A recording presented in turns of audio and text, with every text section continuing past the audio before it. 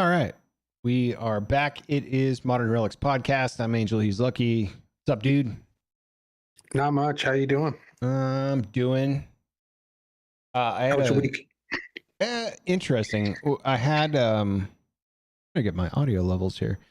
I had some notifications posted on my garage door by the city that said, "Hey, it's that time of the decade again. We're gonna come do some crack sealing on your street, on your residential street. So we're gonna need you to keep the roadway clear so that we can do some work on it."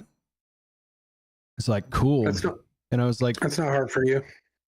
Yeah, I figure, well, shoot, they'll come put some tar snakes down, maybe some sealant, and then maybe a slurry coating on the top. We'll have a brand new road.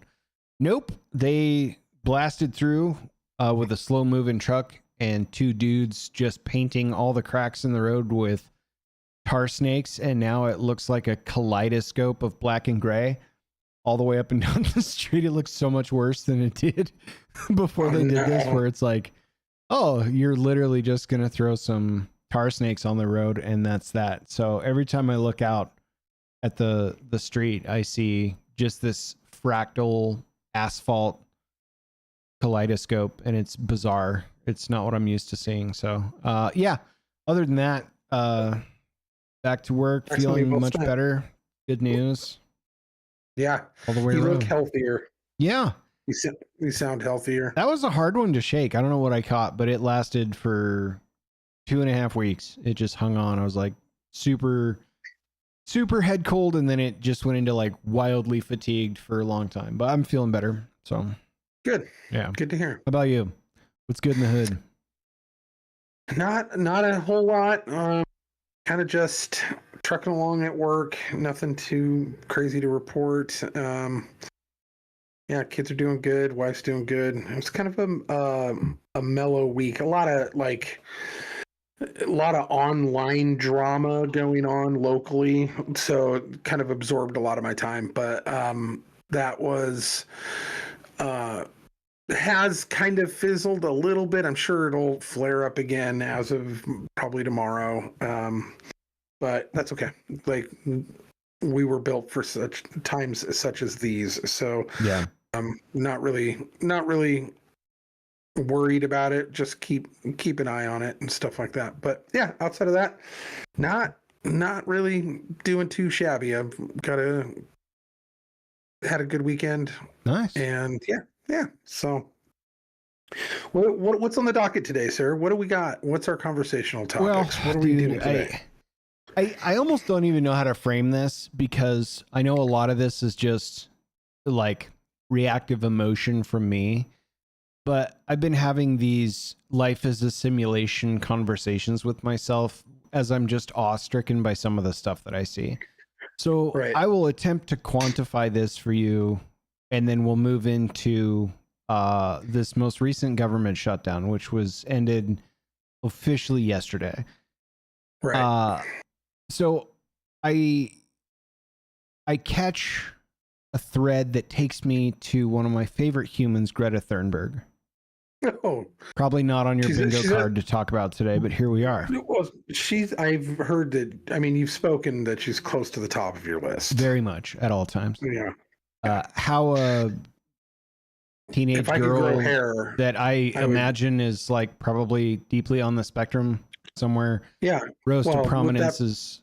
We'll try to land this haircut for sure. Yeah. Try to land this plane. So yeah, she posts on social media a photograph of herself sitting up against the back of like some sort of like chair, and she's got suitcases under her legs and big jacket and all this stuff, and she's kind of huddled in a corner, and someone takes a shot, and the caption is traveling on overcrowded trains through Germany, and I'm finally on my way home. And then Deutsche Bahn trains, the train line she was on, responded in a their press department responds in a 2-part tweet that says, quote, "Thank you for supporting us railroaders in the fight against climate change. We're happy that you traveled with us on Saturday on the ICE 74. But it would have been even nicer had you also reported how friendly and competently you were looked after by our team at your seat in first class." First class. Yeah. And I was just like, this is one of those, like, everyone shows the best side of whatever their point is on social media. You're the hero in your own story. This is a tale as old as time. But we've caught Greta left, right, and center just being an activist, even antithetically to her own purpose for activism's sake. So I started thinking, how did Greta Thunberg become Greta Thunberg? Which is something that I truly don't really understand. And the internet tells me she gained notoriety for her solo school strike for climate change, climate action outside of a Swedish parliament in 2018, which inspired the global Fridays for Future movement. Her activism grew from this one single action, and her speeches at international events then became the new normal. UN Climate Action Summit later that year. Again later that year, COP24. Climate talks in Poland launched her into the world stage and earned her invitations to conventions over and over and over again. A teenage girl that probably doesn't, I don't know, I'm going to guess, probably doesn't have a PhD in any scientific discipline that would lead her to be remotely credible other than, here's a youngster we could prop up that's passionate about climate change because that's what she's passionate about. And at her age, I may have been passionate about Ninja Turtles. You know what I mean? Like, I'm not getting invited to UN summits, but it also doesn't make me an authority on Heroes in a Half Shell. So I was kind of like, well, where else has this gone wrong? Because we see this a lot. In fact, we talk about it on the show a lot. We talk about stuff that feels, we use the word psyop a lot. And it's an awful lot like an overarching big narrative that's being fed to everybody. It's constructed. Yeah, and it's either not organic, constructed, and it's completely synthetic for the express purpose to get you to believe the exact opposite, or to distract while something entirely different is going on in a public theater that will get no notoriety. So I started digging because there's been too many examples to list. This would be a 25-hour podcast if we went through all of them, but the ones that were memorable enough for me to be like, oh yeah, I remember this being pissy and I didn't get mad enough, was the surveillance legislation, the FISA Amendment Act, the Reauthorization Act of 2012. The bill extended surveillance authority under Foreign Intelligence Surveillance Act of 1978, the FISA Act, Title VII, which governs the collection of foreign intelligence communications of persons reasonably believed to be outside of the United States without a warrant under certain conditions. The Legislative History House Report H. Rept. 112-645 details the extension of the expiration from December 31st, 2012 to December 31st, 2017. Oddly, this occurs right in the thick of the holidays, right when people are probably not paying as much attention to these extensions. And the congressional record shows that on December 28, 2012, the Senate proceeded with the consideration of H.R. 5949. And what's interesting is that what came of that in the public sphere, and thanks a lot in part to sort of that Tea Party rise of Congress people that came up, was the reckless abuse of the FISA record being used both domestically and foreign for all kinds of FBI investigations and stuff. And it was sort of this clown point amendment that was extended over and over again and then re-extended all the way to 2017 from a legislative act in 1978. And it's a complete bait and switch for the express purpose of being able to do whatever the hell you want under FISA guidelines because you can get away with it. And we knew it. We knew that when that happened back in 2012, once it became public information, but we didn't know what happened in the moment. Nobody was talking about it in the moment. That's the type of shit that I'm talking about.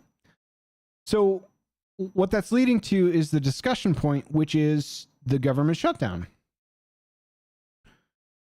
And I think what's killing a lot of people are the narratives that we were fed. The narratives, the two prominent narratives we've been fed for the last month. It started with the Republican Party doesn't want you to have health care because they hate you. Truly, that wasn't the case. And I disputed that the last time we talked. The dispute over funding levels was whether to extend certain benefits, notably premium tax credits under the ACA, the Affordable Care Act, And Democrats proposed funding bills because they didn't want to include extensions of healthcare subsidies. More money, dump money at it. So the shutdown winds up becoming the longest in U.S. history as it closes yesterday.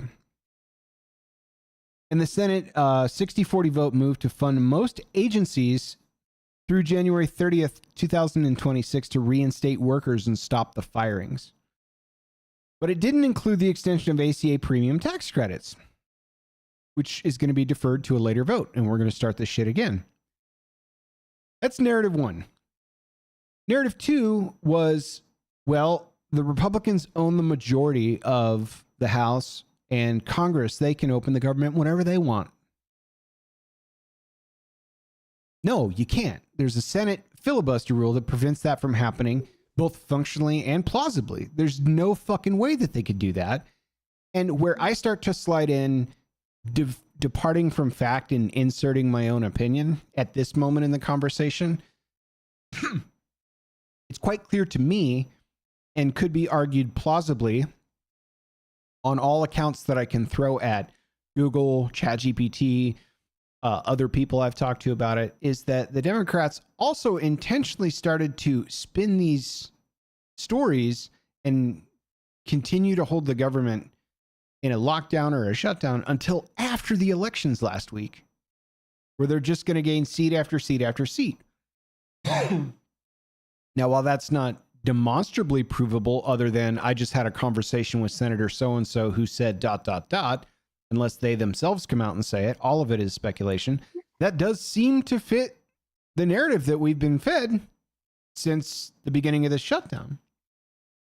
So here we're at reopening.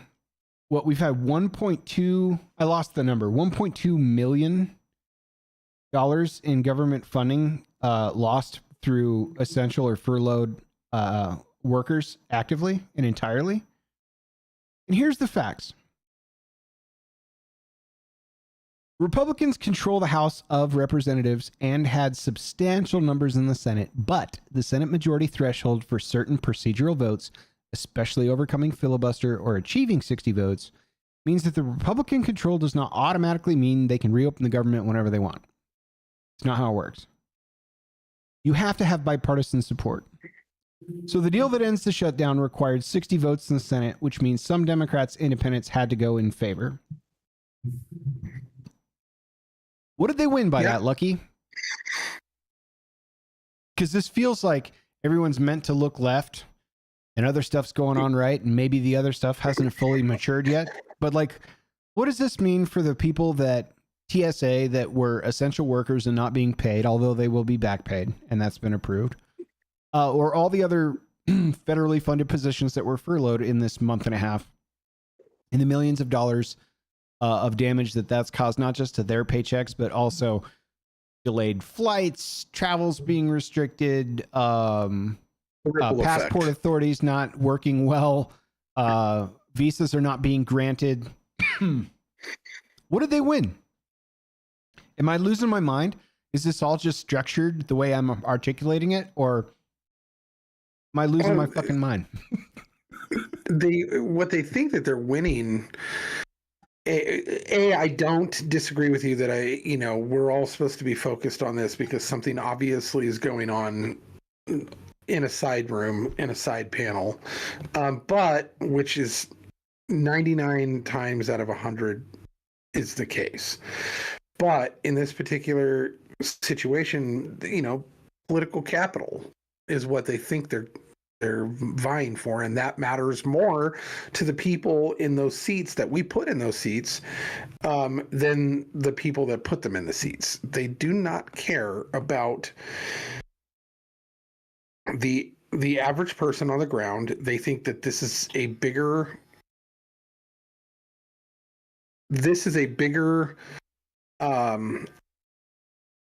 story. This is more important than. And everyone will just suffer through it for a little bit. And then I don't know what they think that they're going to gain from this. I think it's just the major posturing. Sticking point that they fought for, they still didn't get. Yeah. They still did not get ACA extensions. They're still not agreeing to fund subsidies that are bolstering insurance premium overheads that were already legally aligned on. They got nothing.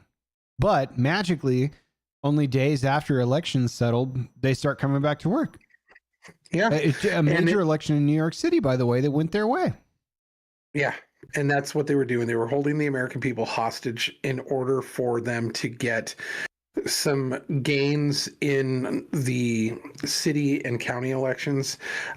I don't think there were any state elections that happened last week.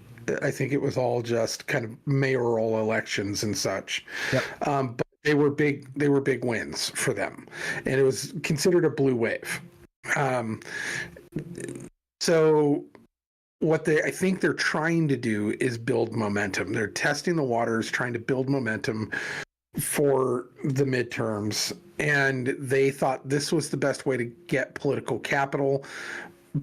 And they knew that they weren't going to get what they wanted, but they knew that if they held out, and they had to wait a couple of days so it didn't look like they were holding out until the day after the election. So they let it trickle down a couple of days, a week later, and then they're like, okay, we give in, so that they look like the good guys that are now capitulating in order to alleviate the suffering of people who aren't getting their SNAP benefits, and the people who, because the airlines are now stressed to the point of 15-hour wait times, while people are standing in line at SeaTac.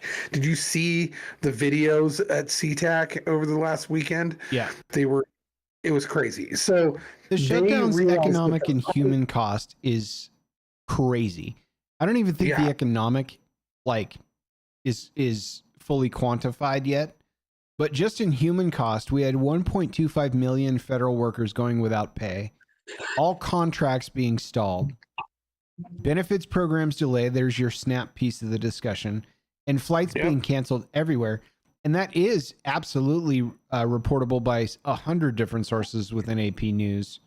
Like everywhere you look, that's been reported on all month long. So there's going to be a bit of a long tail to get the infrastructure back up, whatever contracts were being held and so forth. Hopefully the flights kind of go back to normal because we're in the holiday season now. There's going to be a bunch of travel. That would be the absolute worst, but it just feels so disingenuous that you can play games with Americans' paychecks and our infrastructure and all kinds of stuff to prove a point that you're not sure you're even articulating well, to come up fully empty-handed on the points you were sticking to begin with. Yeah, and they came up empty-handed, but I think that they knew that they had to do the timing right, where they still could continue to point the finger at the Republicans. But if it had gone any further and we went into the Thanksgiving holiday, and the airports are all shut down and no one got their SNAP benefits and everybody's suffering through the Thanksgiving holiday, the narrative would have switched and it would have been like, whose fault is this? Mm-hmm. And they would have not come out looking great on that. So they knew they had to capitulate to the Republicans, or the narrative would have switched. Their timing was impeccable. They still have their base pointing the fingers at the Republicans for nonsense.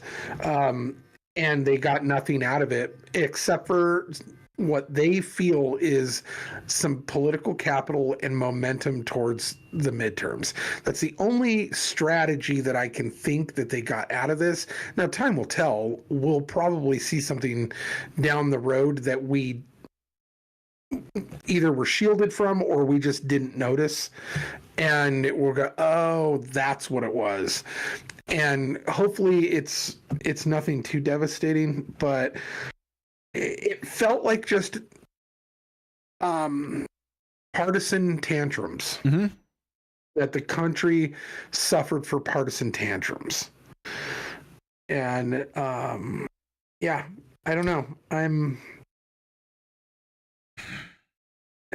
pretty solid in my stance on the political spectrum of that, but I do know that when the quarterlies come in for big box stores, even like Walmart, and they're going to see a massive dip during that time frame, that's going to start shifting where their money being donated goes to. Whatever these big box stores and these big companies start seeing that this particular party is putting a huge dent even in a quarterly, and who knows if that will trickle into the next quarter as well, because people are going to now have to play catch up because they were using their bill money to buy groceries where they were already getting that from SNAP. So they're now going to be playing catch up on their bills for a couple of months going through the holidays. Especially you're looking into January, February, March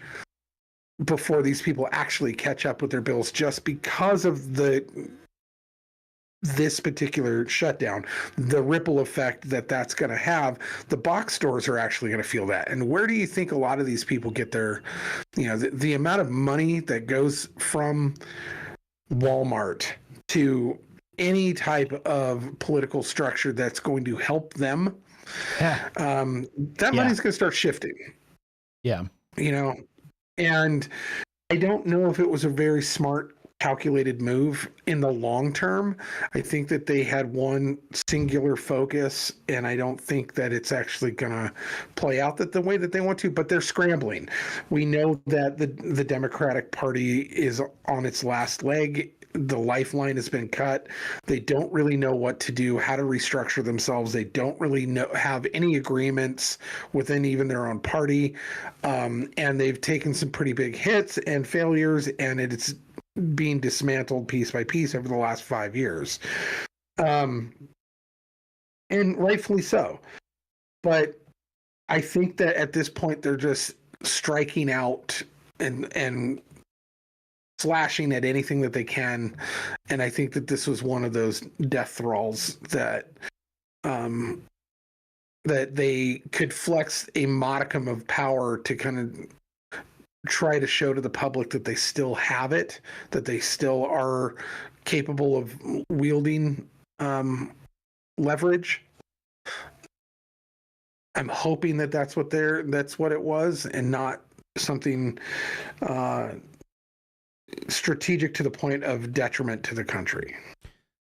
I agree, because I didn't really care for the narratives on both sides. One, they're denying people health care, which I've explored, versus the rebuttal. We can't negotiate anything while being held hostage to subsidies. Yes, you can. You absolutely can. Even if you extend subsidization through 1 year with the express rule that, you know what, we're going to renegotiate the entire premium top to bottom this time next year, and that will require its own vote. So start building policy around how hard you want to protect this pocket of money going toward the Affordable Care Act or not, because this will be your political life or death at the midterms. Would have been a better strategy from the right, rather than shutting the government down for the longest in history with all of this stuff going on. I believe. Similarly, the Republicans have the House so they can end it at any time is exclusively misleading. There are rules in the Senate, and there's a need for a bipartisan vote. So unilateral action can't be sufficient to open up and run the government. It just sucks. Because if there really is something else going on, like in the earlier examples that we just haven't seen yet, I shudder to think what it is. Yeah.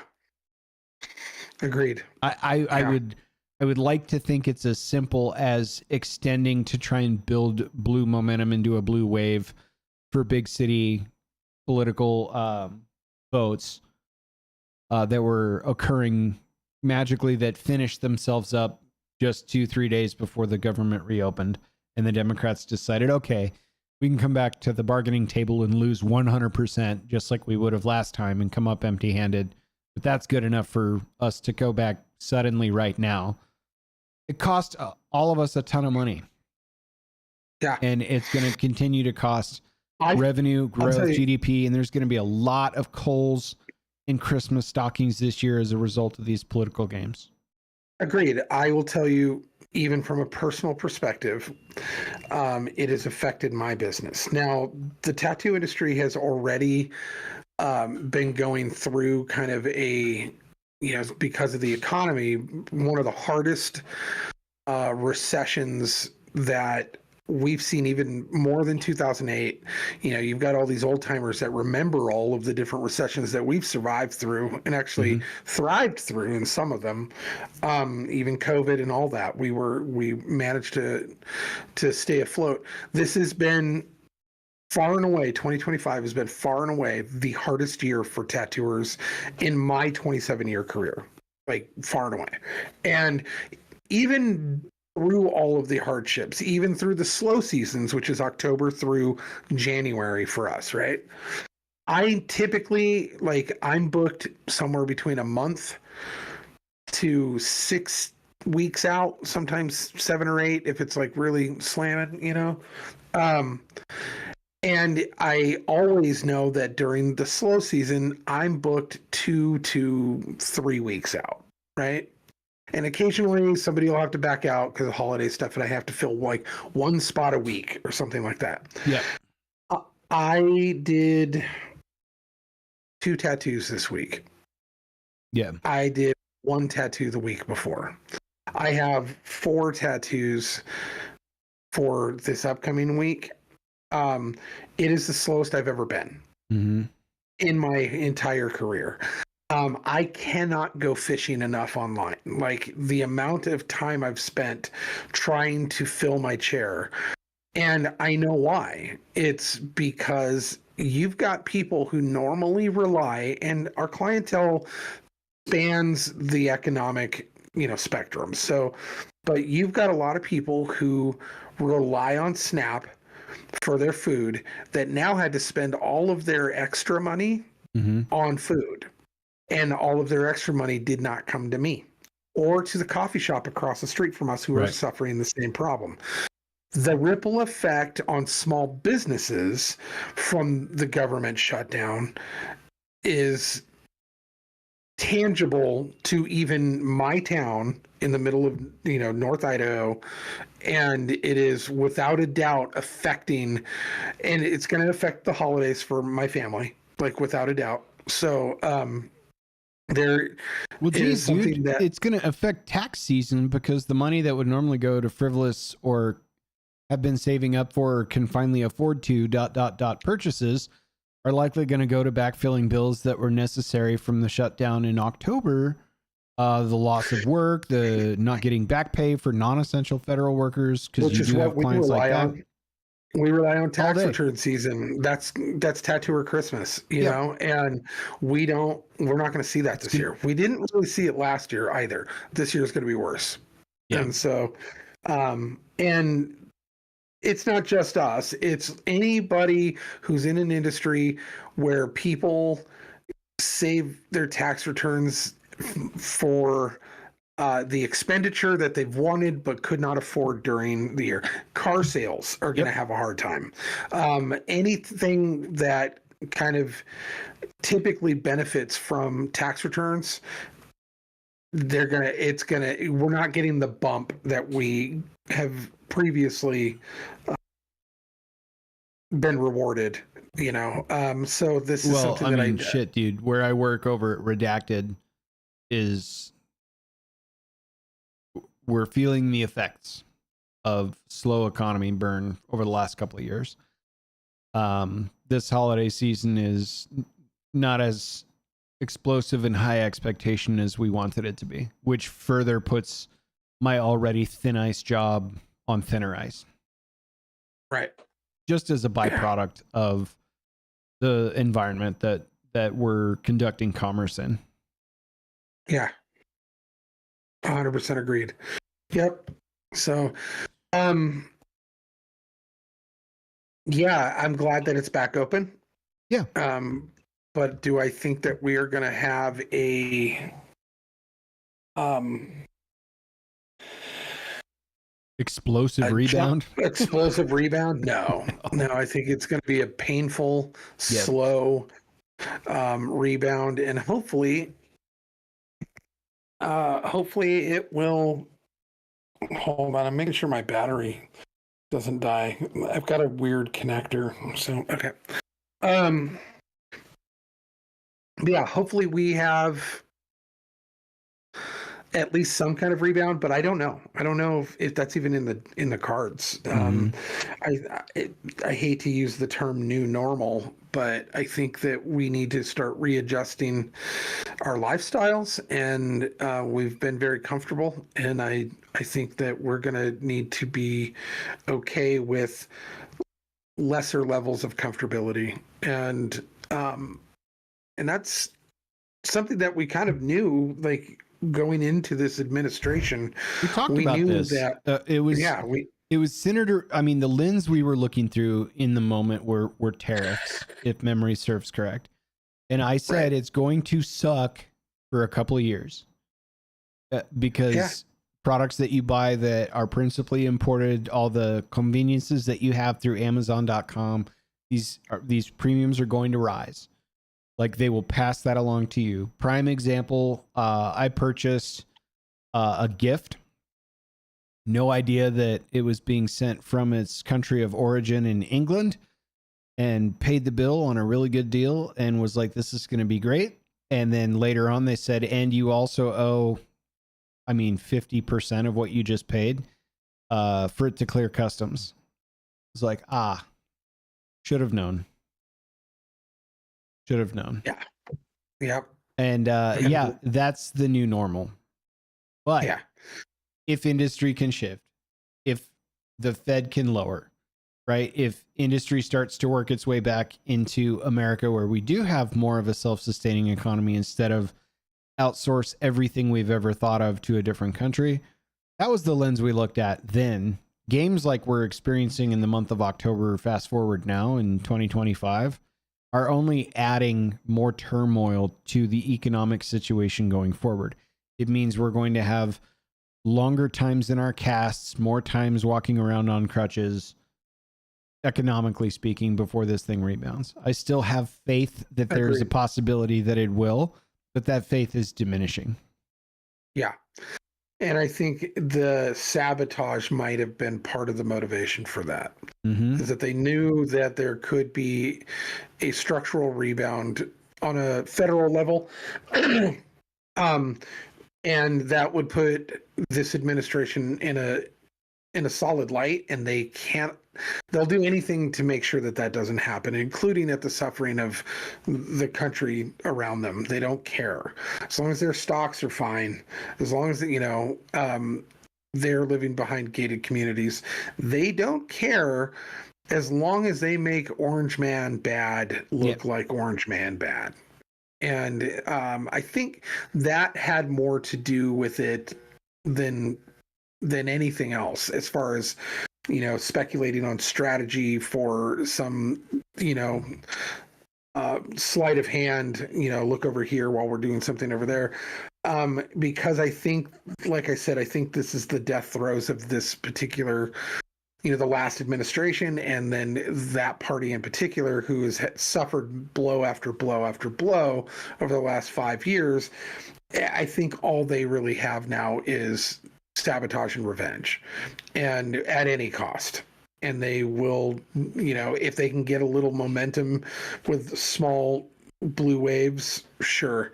But I don't think that they've got anybody at the helm right now that is any type of political strategist worth its weight in salt. So that's what freaks me out. Remember when I said Trump can't get elected a third time? He had better build a good bench so that the Republican Party has stable footing to continue with aggressively conservative politics that are necessary to unwind the wires of over a decade's worth of spending, out of control spending. What I'm seeing now, rising from the ashes of the death throes you're referring to on the Democratic side of the political divide, is worse. It's worse. That's the scary part. There's no return to normalcy. It's triple and quadruple down on crazy. Yeah. And that, and people are voting for it. I think people are voting for it. I'd like to give us more faith than that, but I'm not gonna, because I'm in a pissy mood. I think they're voting for it because it doesn't have an R next to the name. Yeah. That's it. I don't think they understand what the implications of radicalized far left-wing politicians under the Democratic Party flag are going to do to their environments, their community environments.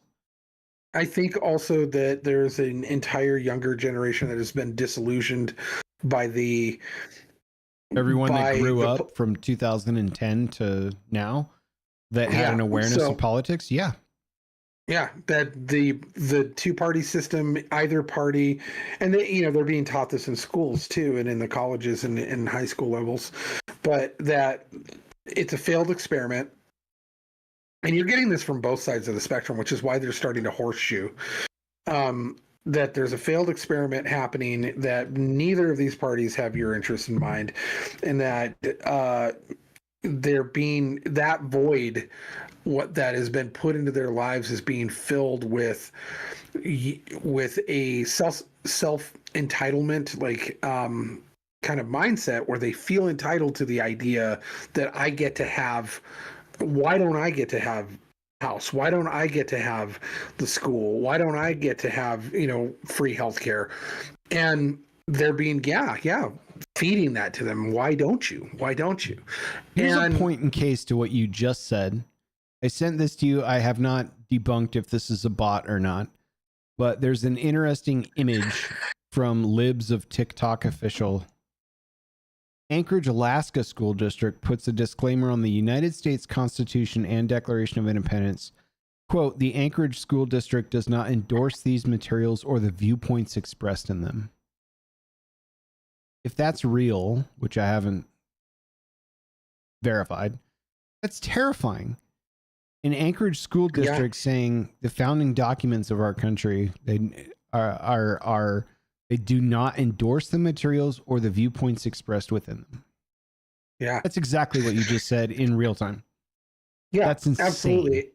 The idea of socialism being brought up on the left as the Band-Aid or the fix-all to what is currently going on across the United States, especially with the shutdowns, that's the answer, is not only being met by the 20-year-olds on the far left end of the spectrum, but now you see it on the right end of the spectrum too, where you've got all these hyper right guys, all these Groyper types that are now just openly saying, I'm a national socialist. They are championing socialism, but from a nationalistic ethno-state kind of side, but they're horseshoeing where they're both campaigning for the idea of socialism under dictatorships, just who gets to be in charge at the top of that. And so like openly on some of their podcasts, like Nick Fuentes and all these guys are openly now talking about that they are now like, yeah, I'm a nat socialist, like that's just the reality of it. And they're not American. They're not at all for the fundamentals of this country on either side of those. But that's filling the void. That's what's actually filling the vacuous space that is being created by our elected officials who care not for what the people have to say, and they do not care about their lives. And what they are doing is they are creating fertile ground for their demise and takeover at our expense. And what do we do about that? What narrative do we need to build in order to keep our youth from going along on either end of that spectrum to collapse the America that has been the shining beacon on the hill since its inception, completely decimate it, completely destroy it, and replace it with a bastardization of whatever ideology attached to their socialism that they've decided to now implement. And that's where we're at right now. Sadly, we're going to see the effects pretty quickly. Mamdani in New York, and more than likely Katie Wilson in Seattle. Which, like, people are like 100%. Telling me, it's absurd that she just didn't show up to debates. I'm like, what's absurd are the times that she did. Yeah. And if you really watch, it's terrifying. There were yes or no questions about the support for initiatives to clean up the streets and try to take a shot from a different lens or the same lens at the homeless crisis. And she passed. She deferred. I pass on a yes or no question. But, oh, I don't know. Maybe I'll have to ask somebody about that. Oh, you know, that's too complicated to just quantify in a single answer. So I have to be very careful with what I say. Thus, I won't say a word. What? How are you? What is her? Did she win? It's nearly inevitable. I mean, because I remember Kawani Sawant, like she was on the city council, and she had run for mayor too of Seattle, and she didn't win. She did not, but by like a hair. Like she was pretty close to winning, and it's bananas to me that is such a pervasive ideology, because like if you look into I wrote a piece about her 5 years ago that she was the start of this radicalized ideology. Like she was the one that was screaming on the streets, that took it to City Hall, and it was this pulpit based, your insert ism here or ist here, racist, sexist, you know, whatever, you're a Nazi, that like that began back then with her in those moments that then became the new normal. It was just accepted to, like, have you watched any videos from Seattle's city council meetings recently? No, I have not. It's like a World Wrestling Federation match. There's like, people are cutting promos on mics and pointing at each other. And I'm expecting like The Undertaker to come out with a steel chair from under the apron at some point. Like smoke machines, fog machines. The constituents are furious at the fact that nothing's getting done. And we voted for you. We believed in you. And this, like, your utopia is obviously sick and needs medicine.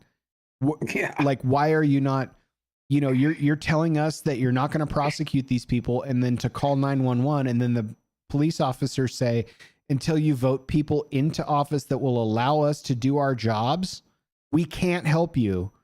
And your answer to me today is to call 911. Like, you can even pull the transcripts. Those are publicly available to you. We're not kidding.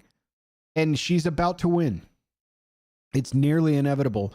Whether this is behind the scenes ballot stuffing and all the videos you see of definitive proof of people with sacks of ballots over their shoulders in New York, in Seattle, in these area races where people are tired of it, you're going to see the tangible output at a very local, very intimate, and very community level of the people that are being put in office, born of this radicalization because of the divisiveness at the core, and a ton of it being misinformation being construed about the core issues that get people wrapped around the horn to pen whip something that has a D or an R on it. I don't care if there's a Democratic majority. I do care if there's a radicalized leftist socialist Democratic Party majority. Yeah. Well, we've divided so far. We've talked about, and I think you pointed this out early. I lived it over the last 7-8 years of like that overt and window shifting around us without us really looking. It's like we just right of center would have put me here, but the overt and window shifted so far that I feel like my dot on that scale is now radicalized on the right wing spectrum. It never was. Absolutely. And that's the part that you guys are going to see this tangibly with stuff like this occurring, particularly if she wins, definitely in New York. Yeah. Yeah, New York is now, like, the amount of people that companies are fleeing New York. Wall Street might leave New York. Wall Street, it might be going to Texas. Fucking Wall Street might leave New York. Yeah. They've already bought property. They're already planning it. They're moving. Yeah. And so go ahead and eat the rich, AOC. I'm sure they'd welcome you in the heartland of Texas. Right. And so the amount of people who have pulled out of public schools is astronomical. The minute he won, like, some ungodly, like, 10 to 15,000 children the day after were removed from schools Not because to their families jump are up and moving. down on a nerve, but that is the largest United States centralized population of Jewish Americans as well in New York. Right. Exactly. I'm certain a few of them are moving out of state. I would imagine that you are going to see boroughs empty. Yeah. Yeah. So, some may stick around. I mean, there's a lot of like secular socialist Jews there Sure. too that'll probably stick around and then There's realize something for everybody no. out there. Yeah. Right. And then go, oh no, we voted for the guy who wants yeah. And you know, that's inevitable. But even you know, this plays out even locally here. Yeah, we need a follow up. This misinformation act that goes along with these campaigns where people are led by the nose by a Pied Piper and really just want to believe, like, it's bad to the point where, you know, we had a local election here for a mayor, and somebody that I have not been on, and I talked a little bit about this last week with the mayoral race, and we had 4 people running, and somebody who I have not been on the best of terms with for the last 4 years, because I kind of bought into a lot of the propaganda too, and I'll fully admit that. Because I didn't want to like the guy because he was not necessarily 100%, like, you know, he leans pretty libertarian. He's a libertarian, and I have talked about my feelings about libertarianism many times, but I used to be a big believer in it. Yeah, until you realize human nature doesn't allow it. You know, it's utopian. It's the other side of the coin of socialism. Yep. Like, don't touch my dirt and I won't touch yours only works when you've projected your ethics and your ethical compass onto other people who do not share those ethics. Yeah. And so it is the same work. fundamental breakdown as the socialist utopia, which did actually play out multiple times throughout the 20th century. Right. Absolutely. Go on. Sorry. So Dan Gookin won. Mm-hmm. And he is our new mayor. And I predicted it. I told everybody. I was like, listen, you can, you know, you can scream all you want. You can play all the chopped up videos that you want. The reality is that this is the guy who has the momentum. He's got the name recognition. He's the smartest guy out of the 4. He knows the city. He's been working in the city for, 12 plus years. Like, he knows this, and he's a good campaigner. And no matter what you kind of throw at him, he's going to be able to dodge and bob and weave, and he's going to end up winning regardless. Like, I'd be shocked if he didn't. So really the question is how do you work with somebody like that? Do you light the torches and go after him the minute he wins, or do you lower your swords a little bit and go, all right, let's work. This is stuff we need. Will you be willing to work with us? And a lot of the people on our side who we've been working with for 4 years didn't want to do that, and they still don't. They're attacking me and Aaron, and that's kind of the stuff I was talking about earlier, and Stephanie and everybody. But Dan Gookin, we actually met with him today. He won, but he gets sworn in January, at the beginning of January. But he trusts, because we started seeing through a lot of like the propaganda shortly before the election, and then after the election there was a video that went around with him cussing and screaming about Christians, right? Notice the first question I asked you when I sent that to you after it was announced was, when did this come out? Right. So this video came out like 3 years ago, and it was made by Dave Riley, or supposedly, Dave Riley. We all know who made it, but acolytes and friends and right. So all the people on and that it side. was chopped up, and yeah, like for the sake of the stream and stuff, it is, what's the word when not supposedly, but allegedly. It Mhm. was allegedly. So that way, Dave, if you're listening, We have to brush up on our political. yeah, allegedly it was made by him. But this video got compiled of basically Dan Gookin, and it went viral. It was on all of the major Twitter accounts nationally. It was on some of the, like, Newsmax. They did a segment on it and stuff like that. Well, it turns out that a particular agency, who one of our local political groups that we used to support pretty heavily. We support the group. We just don't support their leadership and what they're doing with the group.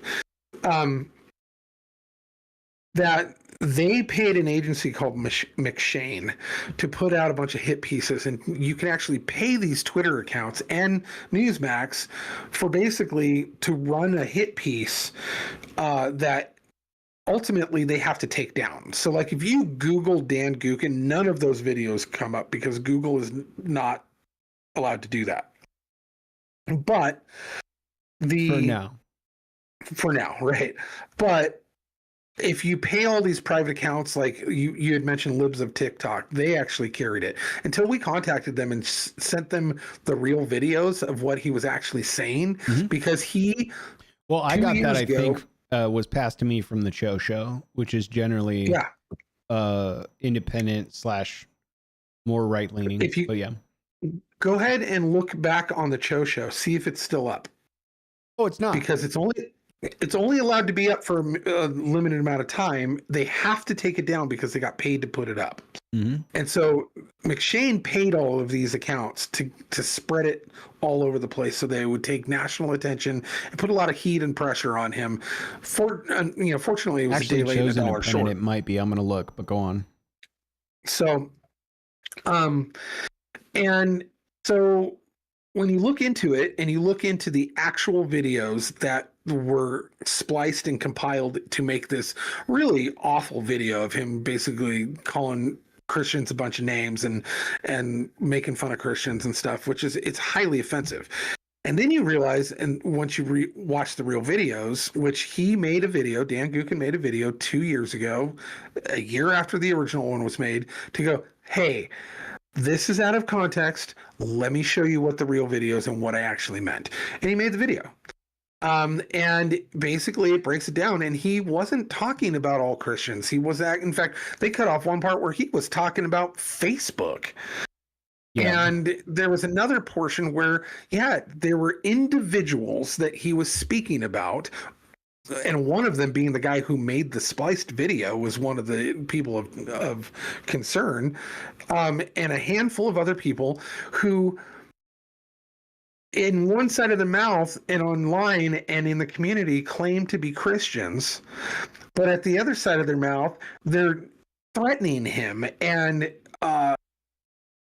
cussing him out and making horrible accusations that aren't true against him and stuff. And that's what he was addressing. These so-called Christians that are coming after me and saying these awful things that aren't true. How dare you use the name of God while you attack me in this way? Like, that was the point of those. It wasn't the general populace. It wasn't people that he didn't know, or just the generalities of churchgoers. And he was very clear about it, but it didn't matter.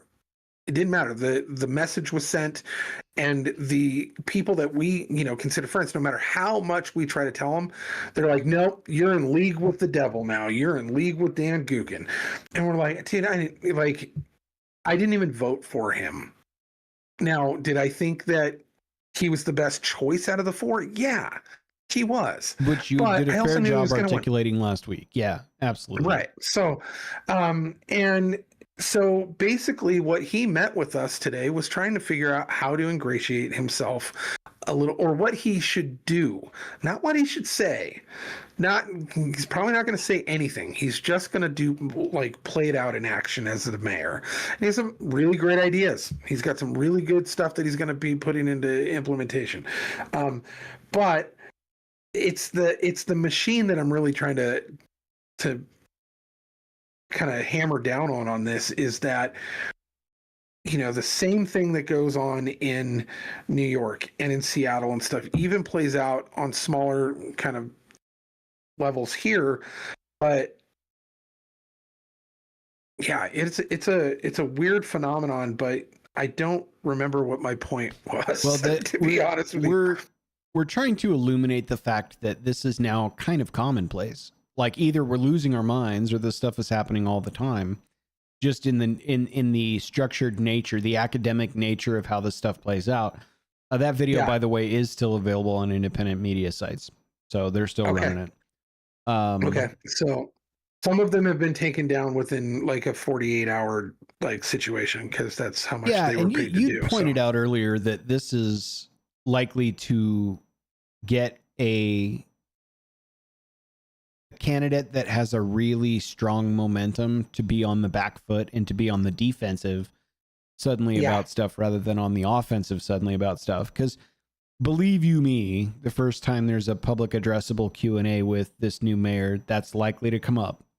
Someone's going to bring that up. Like, so you got to start building a defensive posture for these things. Again, I'm not, based on my third-party observations only, I'm not convinced entirely that there wasn't a little bit of showmanship for political gain in some of the most recent activities with said Mayor Gookin. But I don't know. So it's just the timing seems to fit, and I remain skeptical, just as I articulated in the last segment. Now, kind of the same feeling applies to a certain degree. So, and I would agree. There's a couple of things that need to be pointed out as far as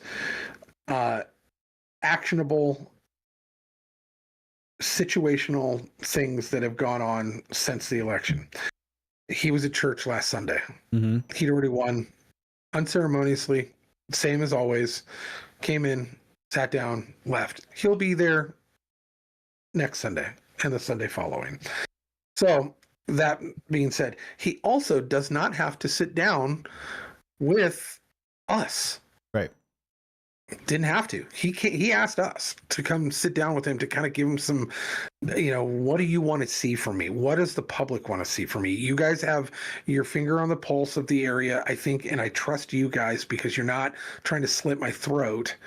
And so what can I do to better this city? He didn't have to ask us. He didn't have to come to us at all. Pretty strong in that. I mean, my first comment to you when you'd mentioned that off air was a newly elected mayor within the first week of that being finalized finds time to meet with you. The contents or the nature of that meeting could not have been unimportant.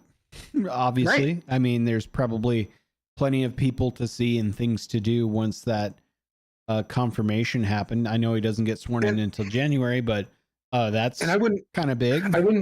Yeah, and I wouldn't say that we were the first people. No, obviously, but within a week, with many other people. You're on the priority list. That's not. Yeah, nothing. And he wanted to come and check in and see. He wanted to and you know, it was sincere. The guy didn't need to ask us. That could have been a text. That could have been you know, or nothing at all. But he honestly feels like, of anybody in the area, that there are certain people he believes are kind of intermediaries, that people that can actually bridge gaps and have a big voice and actually have a reasonable outlook as to him and the city in itself. And so he looks at certain people and he goes, you know what? I trust them. I trust their opinion because they'll shoot me straight. Every time. They're not going to have preconceived notions of who I am as a person based off of a chopped up video or because I'm not Brent Regan or the KCRCC. There's people who actually get the full landscape and understand it. And that's what the value he saw in us and what he wanted to hear. Honest opinions about our conservative values and what we want to see implemented within the city, and how we can start deconstructing certain areas that he agreed with us are bad, and is going to actually try to implement certain things within the power that the actual mayoralship has, which is much more limited than a lot of people realize. But he is very strong in the one thing that I would love to tell people is that, listen, you may not like him. You may not like his snarkiness and his crassness. You may not like the things he said in the past, or how he handled certain things, or the photo ops that people got on him. You may not like any of that, but there's one thing that you cannot say about Dan Gookin, and you cannot say that the man isn't honest. He will tell you exactly who he is and how he feels. He's not going to beat around the bush, and he's going to do what he says he's going to do. So there's never been a time that he's backtracked. There's never been a time that he's done anything that wasn't exactly what he said he's going to do. You can accept even if him you at disagreed face with value. it. Even if you disagreed with it. Like he says, if you want to go down to the libraries and show me those books, I will go with you. He has done that. He has gone down there and they have found books, and he has agreed that there's certain things that are inappropriately placed in children's sections and should be not removed, not taken out of the library, just moved to a section that basically says, like any other video store from the 90s. Yeah. There was the area that you couldn't go to unless you had a parent and do that. Well, I mean, even the ESRB content rating on video games, also born of the 90s. Right. And the Satanic Panic, which is also a conspiracy corner we should do one day. Oh, we should. That is a good idea. It was a real deal. I remember having people quite close to me spun up in arms about that. I tried to talk them out of Y2K only years later and unsuccessfully, but I turned out to be right on that one too. So, hey. Yeah. The 90s were a weird time. Yes, they were. But yeah, as far as Dan goes, like, only time can tell. He's making moves in the right direction. He is basically shutting out all the noise. He's not responding to any of the attacks or anything online. Yeah. You know, we have now been accused of conspiring with him, which is nonsense, obviously. But you know, it's something that I think that Coeur d'Alene is in a better position, obviously, than Seattle and New York, but only because of people being there to guard it. And I don't know if there's enough people in Seattle and New York to guard it and to keep the elected officials' feet to the fire. Like, you know, we have a unique opportunity to do that here. And I think that it's still a battle, it's still a struggle, and we're still going to have to work through it. But yeah, there's a lot to it that I think we are in a position that makes it a lot easier for us. I weep for the people of New York, but at the same time, you know, the people of New York have put themselves in a position that the roosters have come home. You know, the chickens have come to roost, and that's the same for Seattle. Like, you've implemented this and voted for this over the course of a couple of decades, and now you're reaping the rewards of your ill behaviors. And so at some point, you know, I still weep for the people that, you know, we've still got friends in the Seattle area that aren't these people and are stuck there. And it would be nice to see, you know, them. No one wants to leave their homelands, but unfortunately, that's probably going to be their only option, especially New York. You know, it's going to get very ugly, and it's going to be dangerous. But on a federal level, yeah, we are, at least the cogs are working again for the most part. You know, so Yeah, I also think we should intentionally screw up. What's the analogy that you just used almost incorrectly at first? The chickens have come home to roost. We should intentionally mess those up and just make that a hallmark of Yes. the show.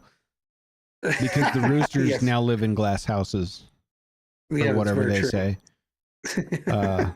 Analogy, that's the word I'm looking for. Yeah. I don't know. I feel an overwhelming desire to put on a tinfoil covered hat and talk out of my mind for a few minutes. That's what I feel. I think so too. Yeah. I think that's a great idea. Let's do it. So, For those of you uninitiated watching, this is where all credibility for our show can be suspended with what we say because it's conspiracy corner time. conspiracy corner time.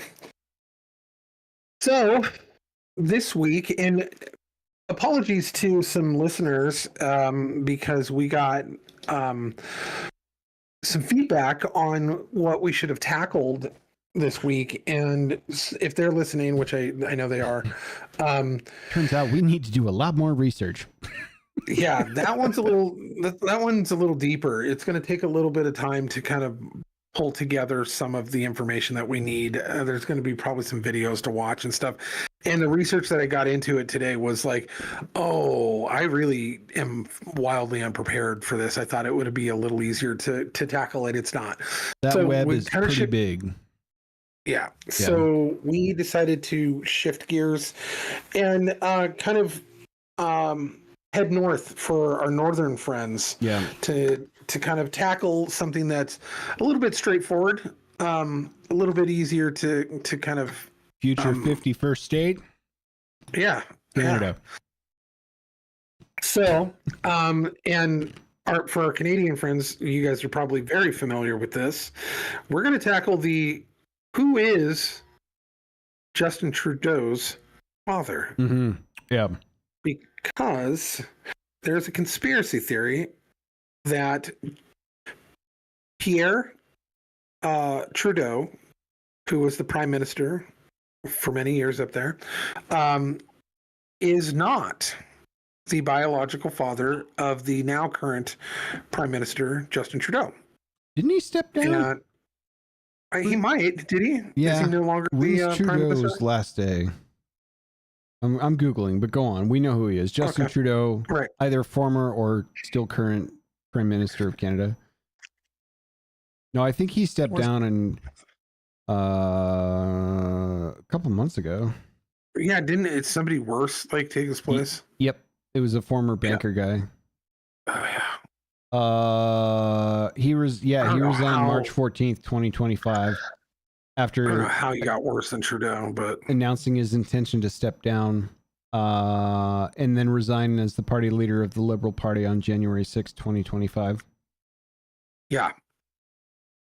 So, as the story goes, during the 70s, the family Trudeau, which consisted of Pierre and his much younger wife, and her name was Margaret Trudeau, and Margaret Trudeau was a known socialite, and I'm using that term lightly. The socialite, she was born in northern Vancouver. She spent working on the payroll clerk for the Canadian Pacific Railway.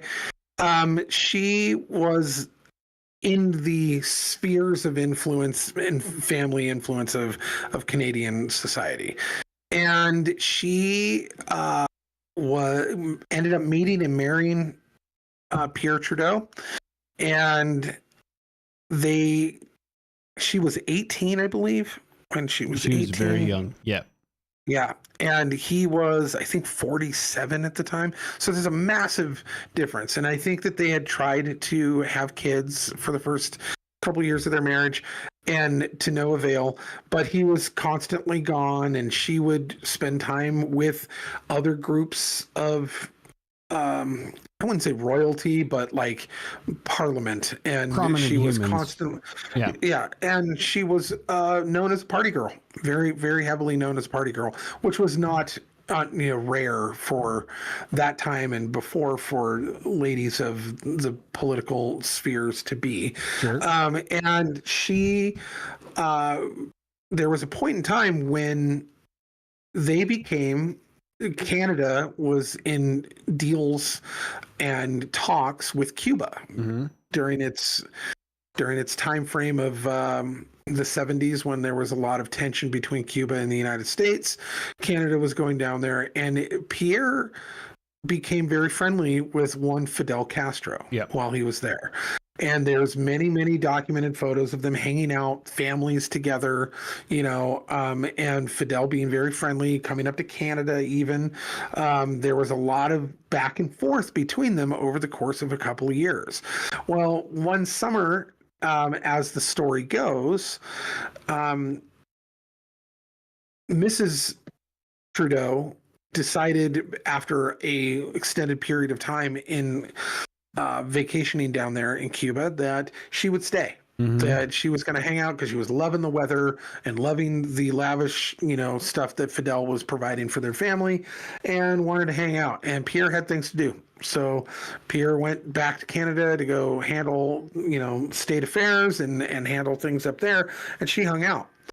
And in that time frame, it is speculated that she came back, and there was a period of silence from the family, which no one really even noticed, because it wasn't, tabloid worthy. They didn't of any have kind. dedicated tabloid channels to following these people just in case there's something to report on. Yeah. Yeah. So then it turns out she's pregnant. It does. And very pregnant. Yeah. And that was the pregnancy of Mr. Justin Trudeau. Mm-hmm. And Justin Trudeau, if you take a side-by-side as an adult, which, by the way, even before he was an adult, she took Justin down to Cuba, and there are pictures of Castro holding Justin with big smiles, not like I would if a friend brought their baby, like taking very weird photos. And then also in Canada, he came to visit and was very interested in visiting their new child. And it was very odd.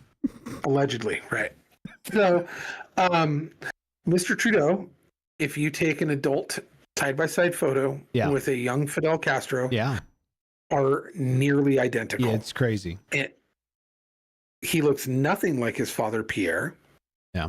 And furthermore, the direction of the country of Canada seems to also share the genetics of a Fidel Castro under the tutelage of Mr. Justin Trudeau. Yeah. So the speculation really built up during the COVID period is when I noticed it, when everyone was digging around in every conspiracy they could find. Sure. But this one has been around for a while. Yeah, this one's got legs, dude. Because I know people in Canada that it's obviously comically understated, but refer to Justin Trudeau as Castro's kid. And it was pretty funny, but then when you actually start sniffing around the pages of history, it's kind of I'm in on this one, dude. This is 2 weeks in a row. I'm buying in. I'm buying stock on Castro Trudeau Island. I've got a little shanty there. Hoping to develop land. Yeah.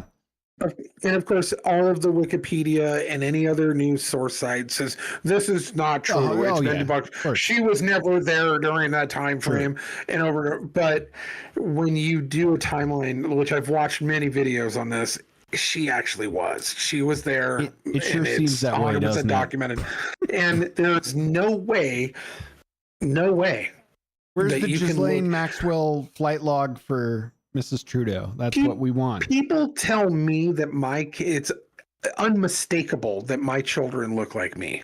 This is true. And I don't see it. I don't see it. No, it's true. Oliver, I do a little bit, but both of them, people are like, "Oh, that's your kid. That's your kid," without a doubt, right? But it's not even on the same level. Right. Like, it's a carbon copy of the fact that this man is 100%, and I think it's just well known now that that's really the case, but nobody like can admit it on paper. Yeah. It is just known within the the ethos of Canadian Parliament and the country, and now the rest of the world, and it's just not said out loud. Everyone just knows. But yeah, he carried on his father's legacy within the structure of Canada to much success. Not that success was good for the country. Yeah, too much personal success for sure. Yeah, absolutely. But yeah, there's no doubt. But all of the, if you go down Wikipedia or anything, they're going to deny it. It exists in Wikipedia. Mm-hmm. The conspiracy itself exists, the Justin Trudeau Fidel Castro conspiracy theory. But obviously they're going to go out of their way to try to debunk it. But you're right. I am also 100% on board with this. Yeah, I'm buying in. I'm buying in. We're out there on this Castro Trudeau island. I believe in this more than I believe Bitcoin is a thing. Well, Bitcoin very much. That's how much is I'm buying in. The root of its relevance is hotly contested. Right. So, and that's what I'm saying. Yeah, is that I have more trust in this than I do in Bitcoin. I do too. I think that this is something that is tangible, and but yeah, no, without a doubt. Now, he's not the only one. Do you think somebody related to the Trudeau family, just mathematical odds alone, might have participated in the 23andMe stuff where perhaps their DNA records are now for sale in the bankruptcy filings from, like, could you imagine if somebody with enough money and resources to start to publish these things, which would be a wild breach of personal information, but you kind of signed that away when you agreed to the terms of service of the 23andMe's of the world. Right. Could you imagine if stuff like that started popping up? Like if we were to play this idea through to fruition of like, hey, remember that conspiracy in this case about Justin Trudeau being Fidel Castro's son?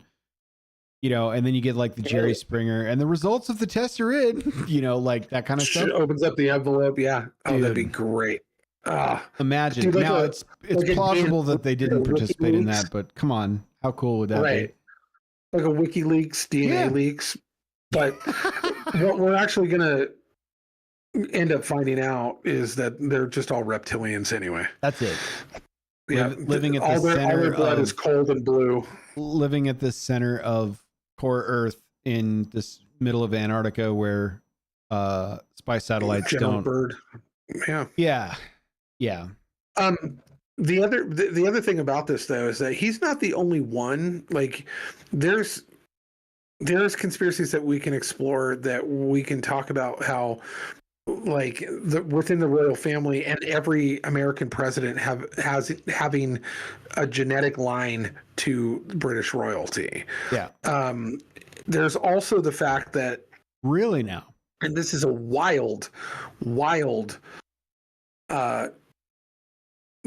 trip that I was listening to a documentary on Aleister Crowley. Sure.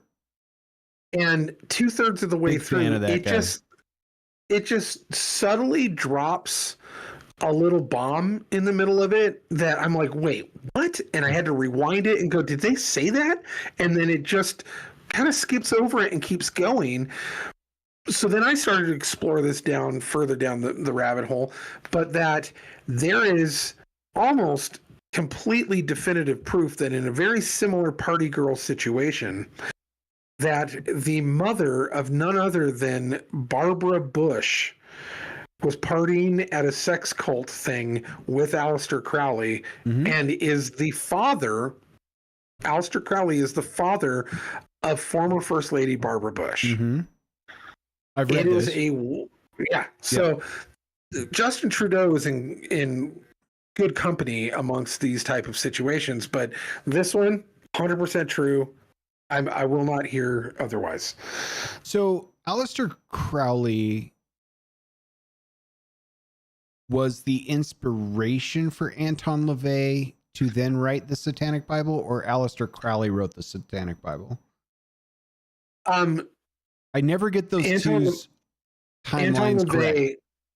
Was inspired by Aleister Crowley, but started a new church. Got it. And it was, and he actually wrote the Satanic Bible. That's it. Anton LaVey, right? Yeah. Okay. So, but yeah, Aleister Crowley created the origin of basically the Luciferian Church, but he was using other texts that he brought in, magic texts and stuff like that. Yeah. Oddly, there was actually very strange connections with him too. They all lived in an apartment. Like, he lived, like, I think he knew, like, Jack Parsons and L. Ron Hubbard and a bunch of people all lived together in an apartment in LA. And then Jack Parsons went on to the rocketeering, the rocket, invention stuff that helped us get to the moon and all that kind of stuff. There's a whole bunch of weird tie-ins where L. Ron Hubbard, the inventor of Scientology, was also, I think, friends with Aleister Crowley.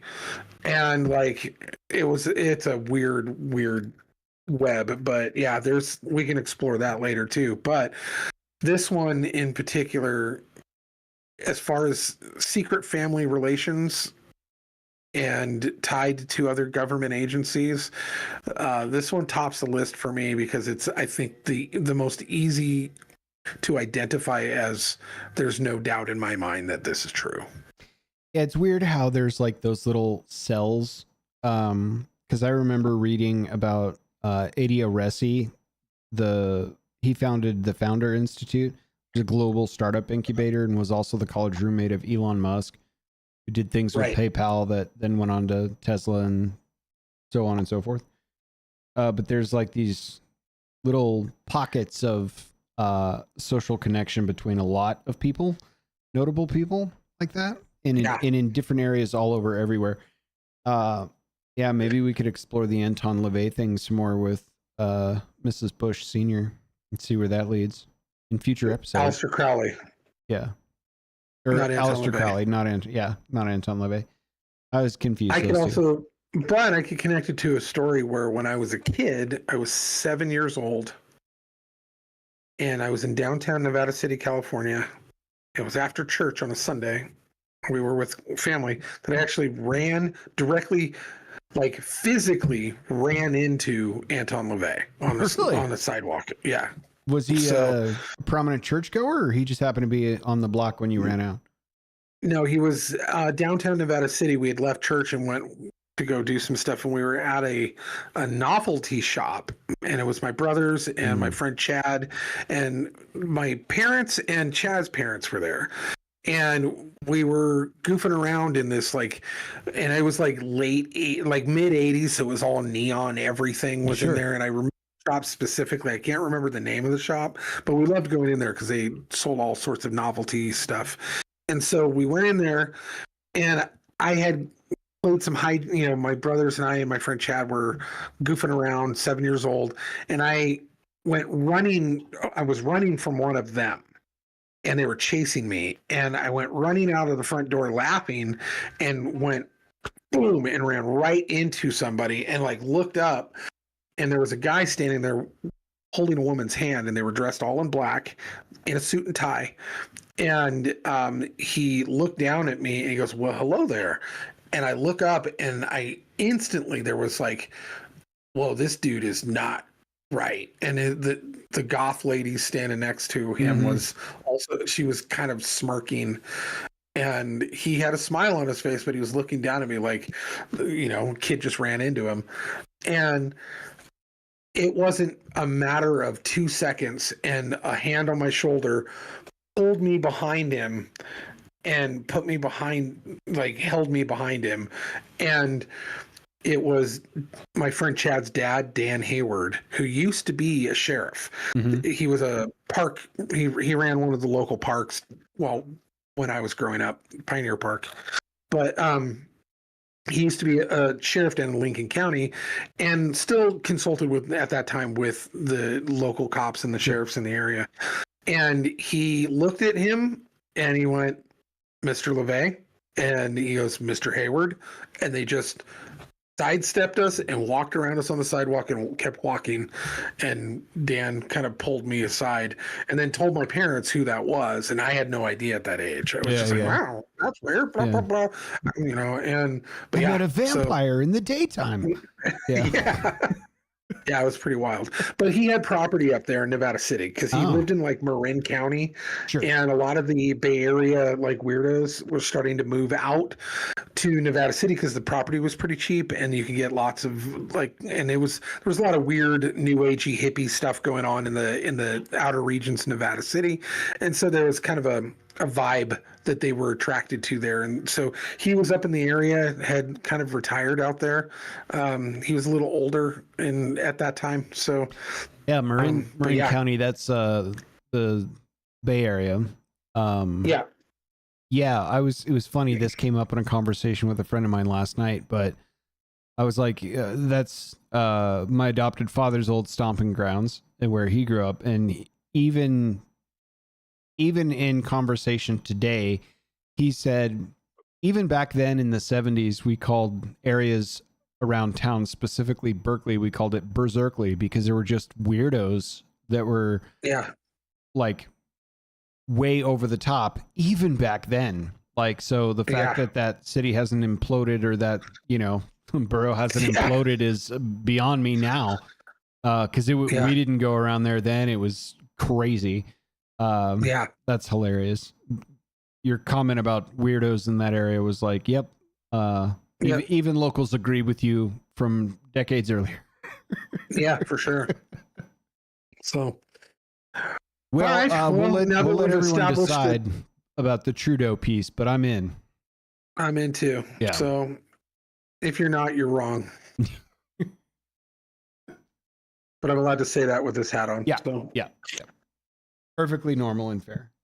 All right, we're going to resume our regularly scheduled thought process now. That is correct. Now we're back to normal. You know what else is grinding my gears? I'm just kidding.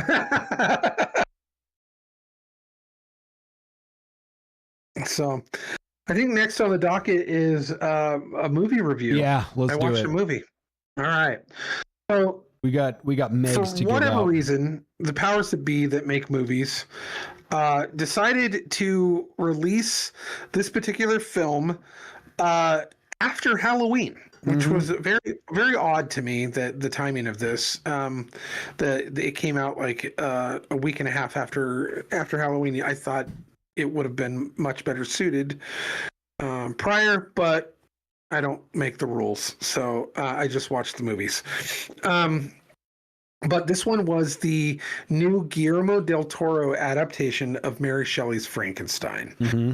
And, you know, I went into it without seeing a single trailer. I didn't watch, I didn't read any reviews, nothing. I just heard Guillermo del Toro Frankenstein. Yeah. And I'd seen like a couple of still shots, but that was about it. Now, this had a great cast of Oscar Isaac, Christopher Waltz was in it. Christoph Waltz? Let's go. Yep. Yeah, Christoph Waltz. Yep. Jacob Elordi, Mia Goth, Charles Dance, and Lars Mikkelsen, and then like David Bradley. It had an incredible cast. They did a really good job of making an ensemble. But I guess like if Guillermo del Toro is going to put his name on something, it's going to draw everybody in. Mm-hmm. But now, the last time I read Mary Shelley's Frankenstein, I was probably 11. So I don't really remember much of it.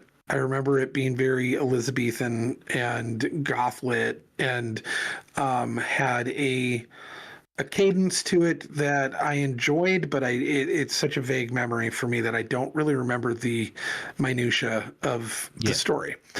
My daughter has read it more recently, and she's a huge fan of Gothic literature, from Wuthering Heights to, the Bronte sisters and Poe and all of the kind of goth lit era, Sherlock Holmes-y kind of stuff. Me too. I'm with you, Kate. But this was one of her favorites due to the story, and also because of the nature of the writing, where this is considered, Mary Shelley's Frankenstein is considered the first ever science fiction novel. Mm-hmm. And it is considered the first ever horror novel, but science fiction primarily. And it is considered also a female writer, which was very odd for the time as well. So in these type of areas, but from what Kate says and from what I've read online, it is the most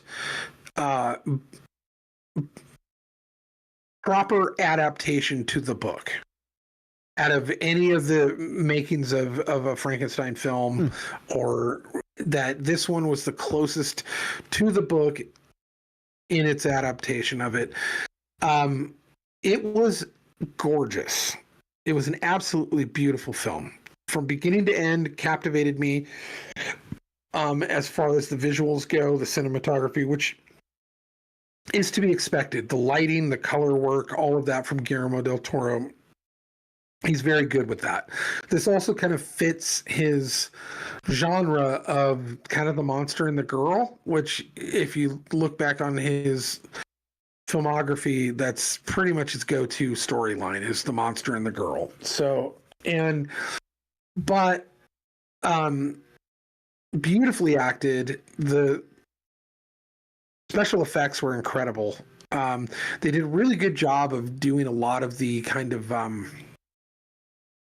the anatomical gore, Dr. Frankenstein doing all the things with the different bodies and like rib cages and tendons and muscles and all that. Beautiful job with all of that. It was the best adaptation of the Frankenstein concept that I've ever seen. It was 2.5 hours and it kept me completely captivated the entire time. I loved the way that they built him. I like the style that they decided to turn the monster into. I loved the fleshing out of the characters of Dr. Victor Frankenstein and all the other characters that are kind of built in around it. They did a really good job with that. The Aaron Eckhart I Frankenstein was the shit.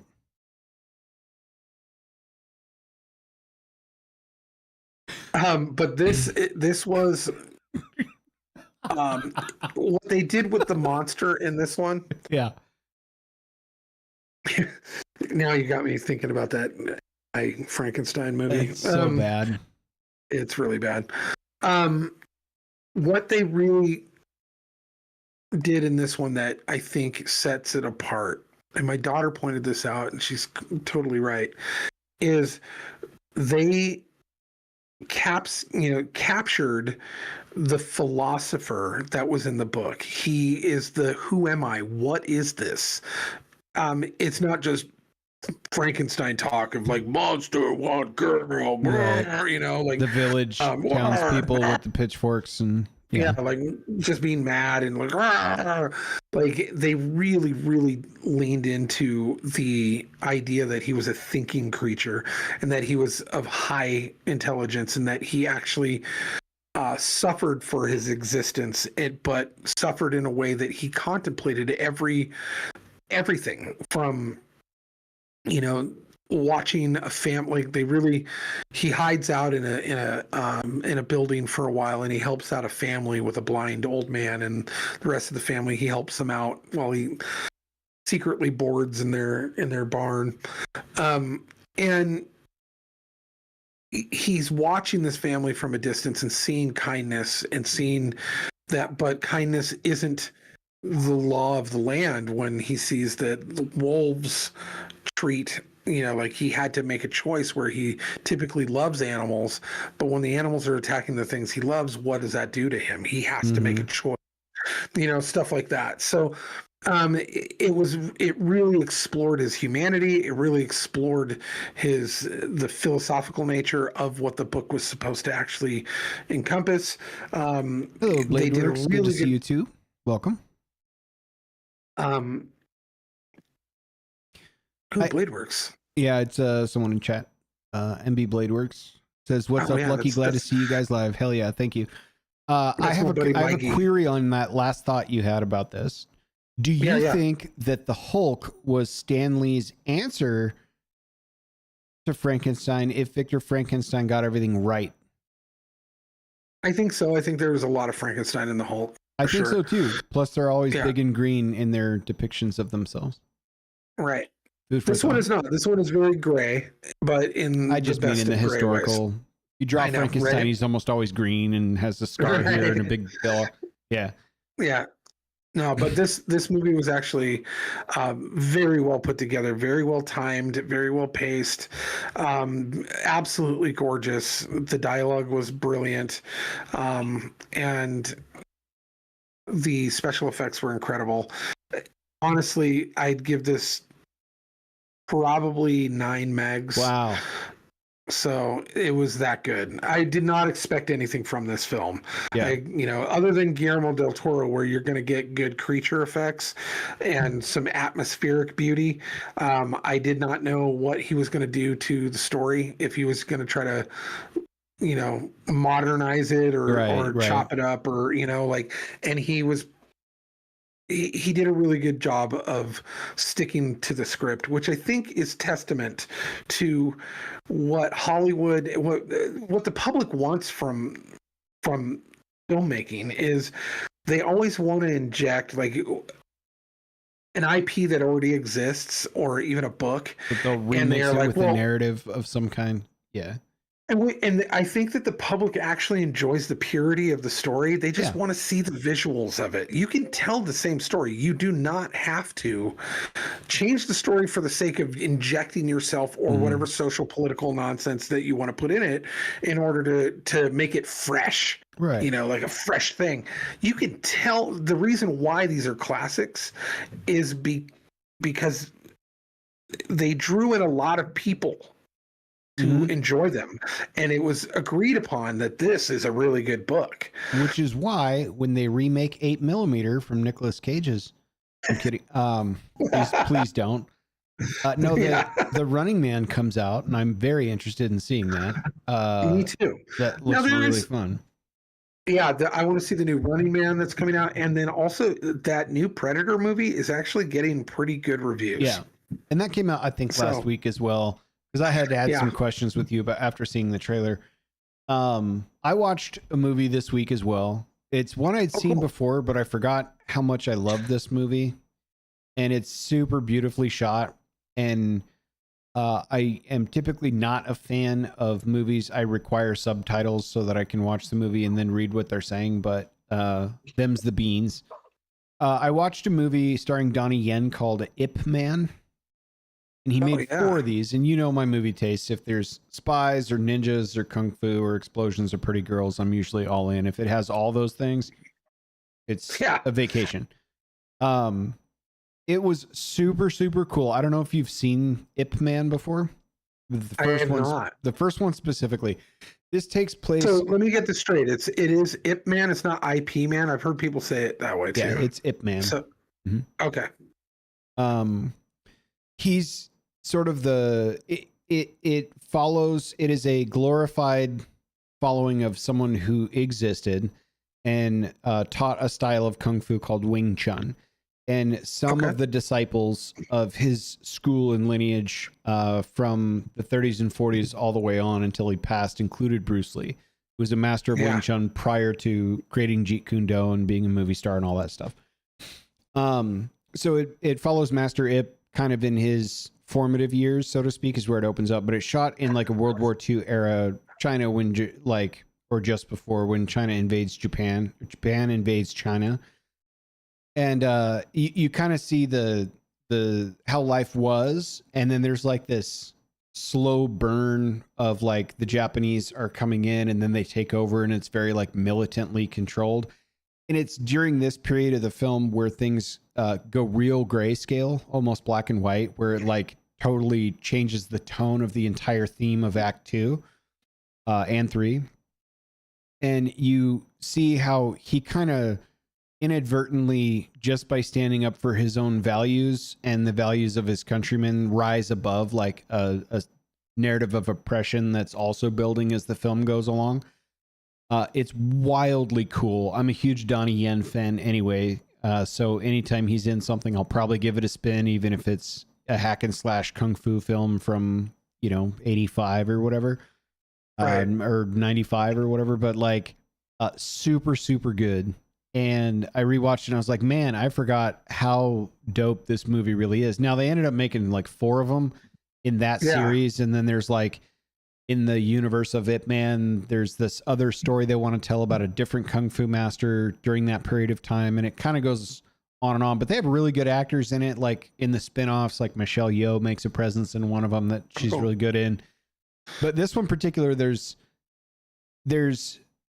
a real believable element of like a snapshot of what life in this Chinese town was like, and then through the occupation all the way until China basically won the war and Japan left, and then kind of what happens to him, like 2, 3, and 4 kind of pick up later on when he relocates from Foshan to Hong Kong.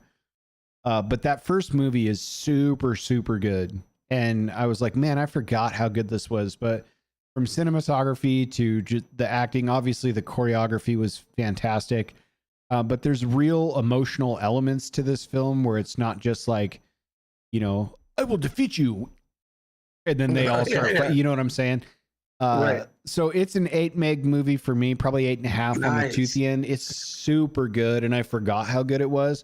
But I found it on Hulu, and I was like, oh, I haven't seen this in years. Like, I'm going to give this a spin. Right. And I was just like stuck to the TV until it was over. It's like, damn, I forgot how good this movie was. So if you haven't seen it, I would recommend it. When you revisit a film that you loved, and it's not just background noise, where you're actually invested again, and it actually pulls you back in, and you're like, I can't move from this seat. I have to watch, like, and it's just completely recaptivating. That's the sign of a good film. And it's especially good when you remember how you watched it last time, where like there was a cool jump kick and then you rewound that 700 times, and you know what I mean? And you were so hyper focused on like the purity of the choreography or how cool the explosion was or whatever, that you kind of forget the story they're trying to tell anyway. So like coming back to it as an adult years later and rewatching the same film in its entirety, it was like pretty gripping, like the stuff that was going on in that period. The way they obviously was glorified, like it wasn't probably bar for bar what happened to this man in that period of time, but they definitely hit on some really cool cinematic notes. It was shot exquisitely well, and if you can stand watching a dubbed version of it or reading subtitles in English as you go, I recommend it. You can find it on Hulu right now, but Ip Man was really good. 8.5 toothy end for me. So nice. Yeah. I'm not one to shy away from a dubbed version. It doesn't bother me. Yeah. There's a lot of purists out there who don't like it because it does change the dialogue a little bit from the subtitles to the dubbed version. And there's a lot of purists out there who are like, no, you can only watch the subtitle version. I was like, yeah, well, my eyes are old and I'm constantly doing something else. Anyway, I'm drawing. I don't mind the dubbed version if the voice actor doesn't take you out of the plot. That's the part that kills me, is when you get, like super high pitched girl voice, like, oh no, don't do that, and you're like, right, yeah, this is not how the actress sounds when she delivered that line in a different language, and then I hear you say it and it sounds weird, or like the overtly bad guy voice, like, hell no, I will bring everyone, you know, that kind of stuff throws me. Right. But normally I'm good with dubbed, like normally. Yeah, agreed. So yeah, normally I'm, either drawing or doing something else while I'm watching a movie. Right. So I can, look up every once in a, every third frame or whatever, but I cannot sit and watch a dubbed movie or a subtitled movie anymore. And I wish I could. I used to watch tons of foreign movies because I loved foreign film. Yeah. But now it's gotten to the point where like I'm typically doing at least one other thing, if not multiple other things, while I'm watching. Yeah, I can tell I've watched a few movies with you over the last couple of years, in theater and at home, and I can always tell when you're into one when like the drawing goes down and you're like kind of glued to the next scene because you were like working on work. And I think we started Boy Kills World or something. And like by the end of the first scene, you're kind of just sitting there like this with all your tools down. I was like, oh, he likes it. Nice. Yeah. Yeah, and that's the thing is that it takes, I watch a lot of background noise, know. And I do too. Yeah, there's a lot of shit on the background. They're like, what? And, And it takes a special thing to actually make me drop all the other things I'm doing in order to focus completely on it. And so subtitles typically aren't that at this point, but but yeah, no, that's great. It's definitely been something that has been on my radar because I too like a good Kung Fu film. And Donnie Yen is always a great watch. Yeah. So yeah, he was great. I was so tickled to see him in the last John Wick. I thought he played an absolutely awesome character. The blind guy or whatever that's chasing him around. I was like, dude, this is insane. So yeah, big Donnie Yen fan. But two things. One, apparently we are, and you probably didn't watch this. I'm not sure if you did, but I guess we're about 2 weeks out from the launch of the final season of Stranger Things. Okay. Which we've been waiting on forever. These kids have got to be like 35 years old now, pretending to be just out of high school. They're just complaining about kids on their lawn and doing their taxes now. Yeah. Right. But we reviewed this a couple months ago. But I just, as I was scrolling for the show tonight, I happened to see that Alien Earth was renewed for a season 2. Yeah. So let's see, like you and I were really kind of scratching our heads as to where this could go. And if it ended there, it would have been a really weird way to end it. But they really have to, we know where point A is and we know where point B is. Yeah. And they've got to somehow find their way to point B for it to still make sense.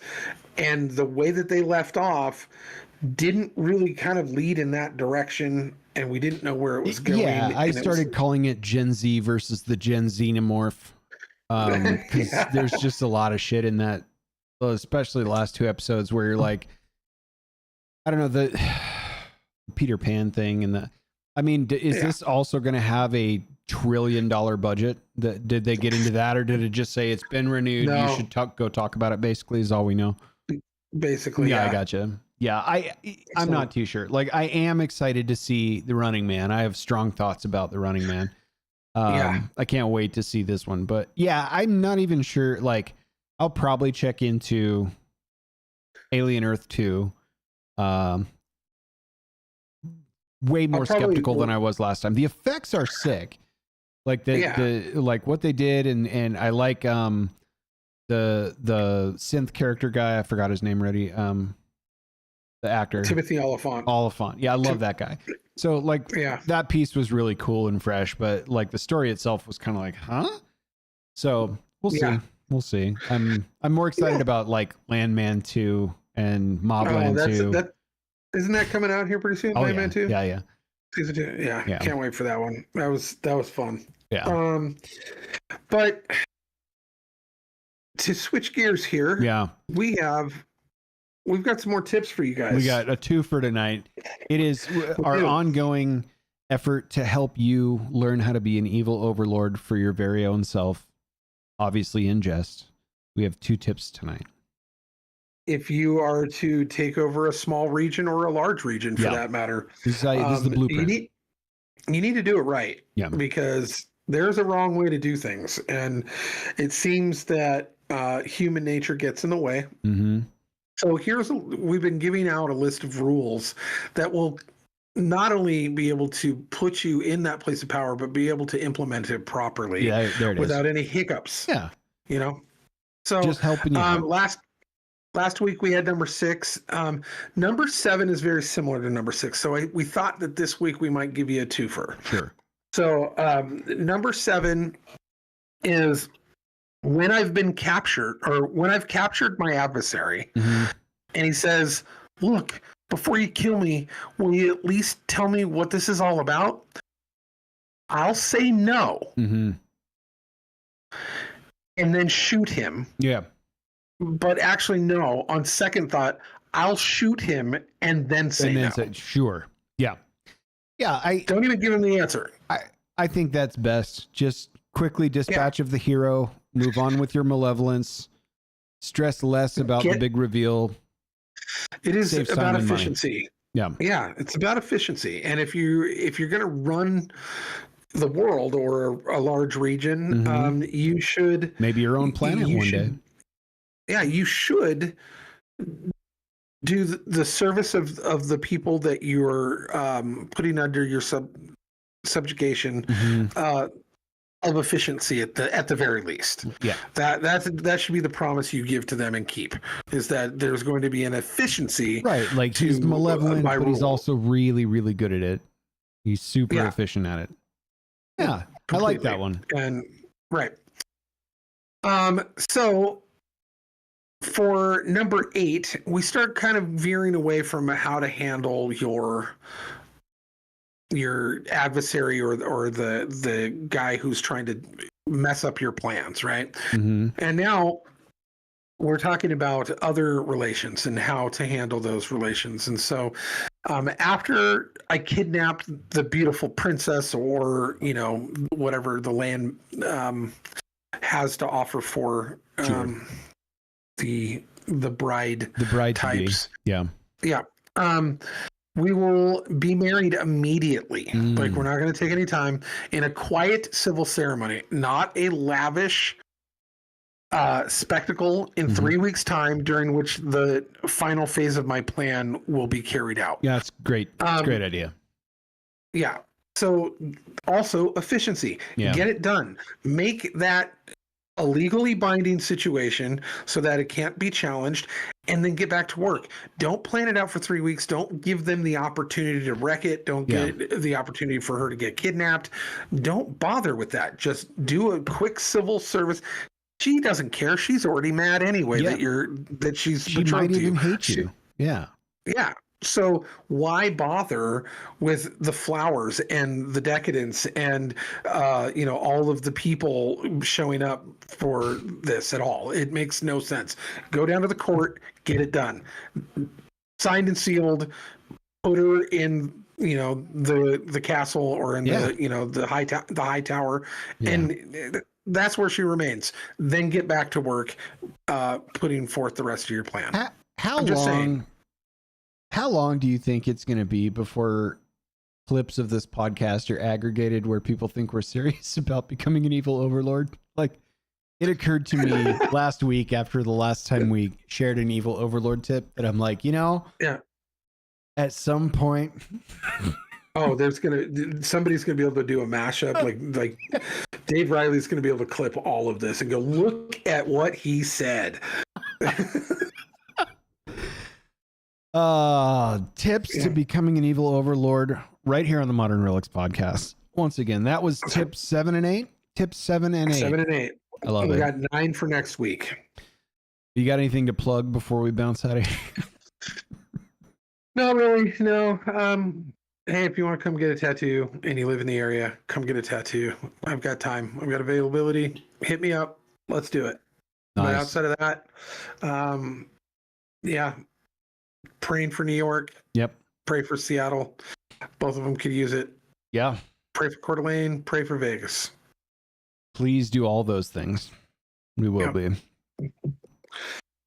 So outside of that, Yeah. you know, That's all I God got, bless. man. Awesome. Well, we will see you again soon. Thanks everyone for hanging out. Check in next week. Good night.